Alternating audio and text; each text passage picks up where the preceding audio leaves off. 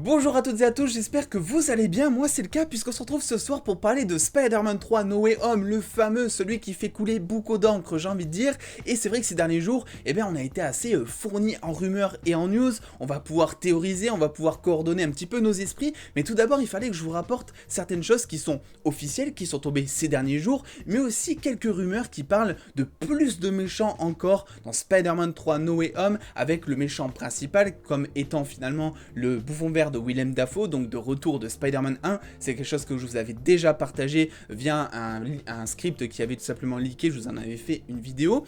Aujourd'hui, il est question pas vraiment du bouffon vert de Willem Dafoe, mais plus d'autres méchants qui vont intégrer finalement ce film, mais aussi le sens, vraiment le vrai sens qui va être donné au titre No Way Home, donc pas de retour possible à la maison entre autres. Ça a commencé déjà, j'ai envie de commencer par ça parce que c'est une news que j'ai pas pu partager, j'étais en vacances, par l'officialisation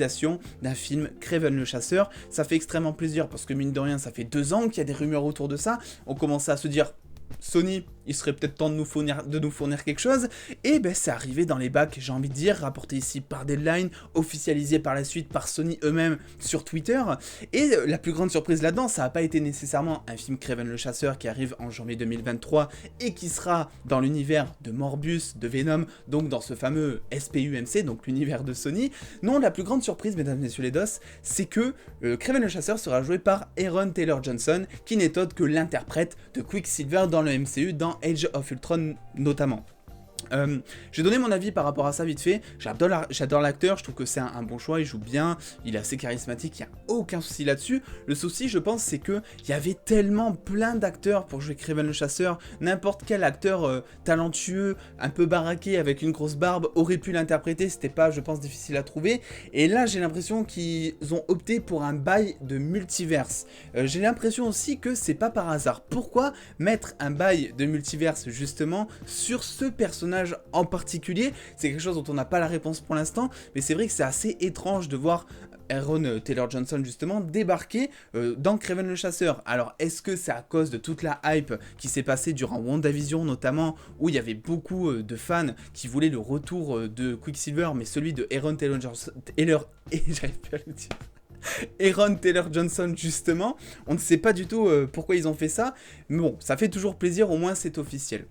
Ça c'était vraiment une news à part que je voulais vous partager parce que mine de rien c'est important et moi ça me fait extrêmement plaisir. On passe ensuite à autre chose et là ce sont des news un petit peu croustillantes concernant Spider-Man 3 No Way Home et notamment concernant les prochains méchants. Regardez un petit peu ce que Collider nous rapporte ici via un podcast qu'ils ont fourni et donc c'est rapporté ici par The Direct. On nous dit tout simplement. Donc c'est Jeff Snyder, je crois, qui a déclaré ça durant son podcast, qui nous dit « J'ai entendu que dans Spider-Man 3 No Way Home, il y aura l'homme sable, il y aura le rhino, et il y aura le lézard. » Rien que ça. Donc là-dessus, on va s'arrêter juste là pour faire une petite pause, on va respirer, on va prendre du recul là-dessus.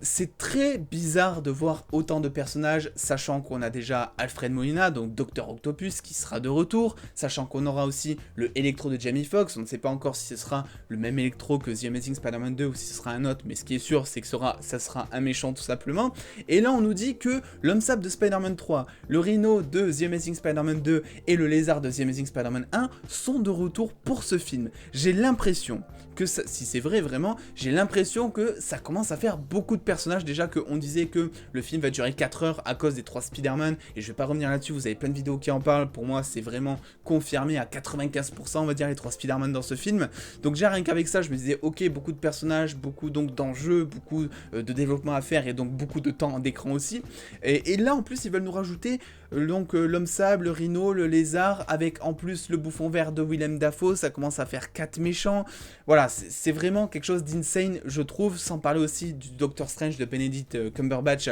qui lui aussi mérite un développement, donc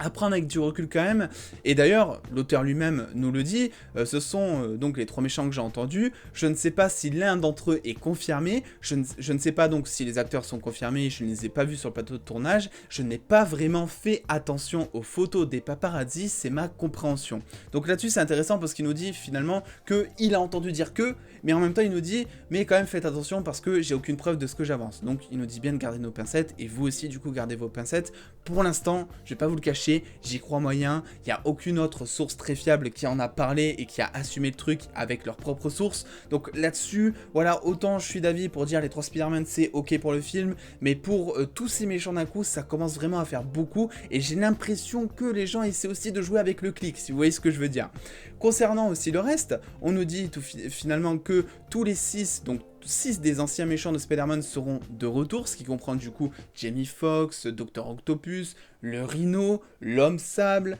il y a aussi du coup le Bouffon Vert. Ça commence vraiment à faire, et le Lézard, donc 6 méchants, ça commence à faire beaucoup, et voilà, finalement ça n'a pas vraiment de sens d'introduire nécessairement de nouveaux méchants dans ce film, mais 6 méchants de Spider-Man du passé se retrouvent dans l'univers de Peter Parker. Et là c'est quelque chose qui est très intéressant. Regardez, ce sont eux qui n'ont aucun moyen de rentrer chez eux. Et c'est intéressant parce que le titre du film s'appelle Spider-Man 3 No Way Home, pas de retour possible à la maison, entre guillemets on va dire. Et jusque là, on n'avait pas vu cette perspective. On s'est tous dit, ok, en fait c'est Peter Parker qui va, je sais pas, aller dans une autre dimension et qui va rester peut-être bloqué. Voilà, on savait pas trop comment c'était, mais on pensait en tout cas que c'était autour de Peter Parker, ce fameux No Way Home. Et là, clairement, on commence à nous dire que ce fameux pas de retour à la maison, ça serait plus pour des méchants qui seraient sortis de leur terre, de leur dimension, pour aller dans celle de Peter, et qui seraient bloqués du coup dans celle de Peter.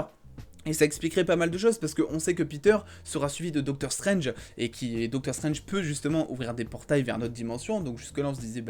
il pourrait rentrer dans notre dimension, il pourrait en sortir même. Finalement ça serait plus les méchants, donc là-dessus je dois dire que c'est plutôt intéressant de voir cette perspective, à voir si ça va vraiment être le cas, mais en tout cas c'est vrai que c'est quelque chose que j'avais pas vraiment vu comme ça, donc je trouve qu'il y a peut-être moyen de théoriser. Il y a une dernière chose dont je voulais vous parler effectivement, c'est donc un des dirigeants de Sony qui a donc parlé et qui a dit certaines choses autour d'un film Sinister Six, mesdames et messieurs les DOS. Alors vous le savez, un film Sinister Six, c'est quelque chose que là aussi, depuis l'officialisation de Kraven le Chasseur, on le dit. Il manquait un peu que Kraven le Chasseur au panel pour s'ajouter, on va dire, au Vautour, à Morbus, à pourquoi pas Mysterio, à Venom. Voilà, on ne sait pas vraiment de quoi l'avenir sera fait au niveau de ces fameux Sinister Six, vu tous les méchants qui sont introduits dans les films Spider-Man eux-mêmes, mais aussi dans le SPUMC. Vraiment, ce nom est tout simplement horrible. Mais aujourd'hui, on a de nouvelles informations concernant ces fameux Sinister Six, et on a donc un des dirigeants de Sony qui nous dit tout simplement, concernant un film Sinister Six, est-ce que ça va se passer ou pas? C'est difficile de dire si ça va se passer ou pas, car je pense que ces projets sont le genre de choses que nous devons travailler dans le noir. Autrement dit, on a peut-être quelque chose sous le coude, mais on peut pas trop en parler, si vous voyez ce que je veux dire. Et là, ce qu'on nous dit, il prend un exemple, mais que je trouve remarquable. Il nous dit, le film,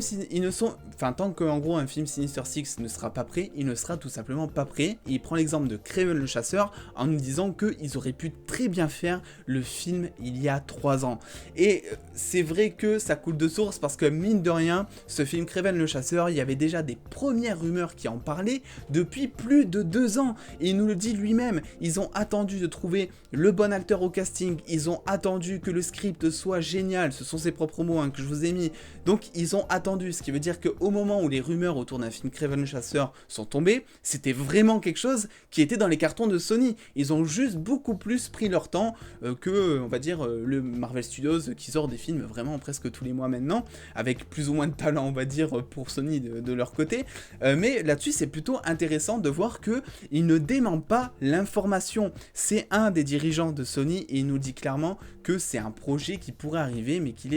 c'est un projet dans le noir. Et là-dessus, il dit clairement pas, non, en fait, ça va pas se passer, il dément pas du tout l'information, il fait pas comme Tom Holland ou Andrew Garfield qui disent, non, les 3 Spider-Man, ils seront pas du tout dans le film. Voilà, je voulais vous partager un petit peu mon avis par rapport à ça, que ce soit Aaron Taylor Johnson qui jouera donc Kraven le Chasseur. Bonne ou mauvaise idée, n'hésitez pas vous à me le dire en commentaire, est-ce que c'est une news qui vous hype mine de rien? Un film Sinister Six en préparation du côté de chez Sony, quelque chose qui était probable, mais du coup presque confirmé, j'ai envie de dire maintenant. Et en plus de ça, des rumeurs à prendre quand même avec des pincettes, avec les méchants de Spider-Man 3 No Way Home, qui bénéficieraient non pas de 2, mais de 5 ou 6 méchants. Donc c'est vraiment quelque chose de colossal ce film qui va arriver. Et d'ailleurs, préparez-vous, parce qu'il est fort probable qu'un trailer arrive très bientôt. bientôt. Il y a beaucoup de rumeurs qui parlent autour du 1er juin, vu que le 1er juin est la date d'anniversaire de Tom Holland et que l'acteur de Shang-Chi avait, Sony avait dévoilé, Marvel Studios avait dévoilé le trailer de Shang-Chi le jour de l'anniversaire du personnage principal, de l'acteur principal de Shang-Chi. J'espère que vous m'avez suivi.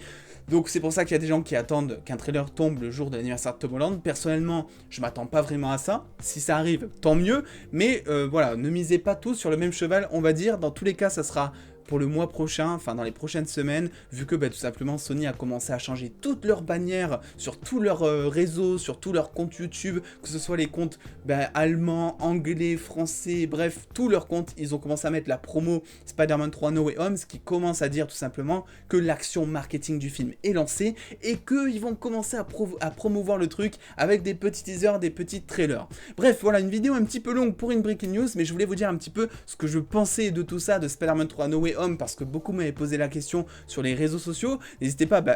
déjà à rejoindre les réseaux sociaux aussi pour discuter avec moi et aussi pour les news en exclusivité, en avance, tout ça, vous savez. Et aussi du coup à vous abonner en activant la cloche si ça n'est pas déjà fait. Et en attendant les dos, prenez soin de vous, faites-vous bien kiffer. Des bisous les dos.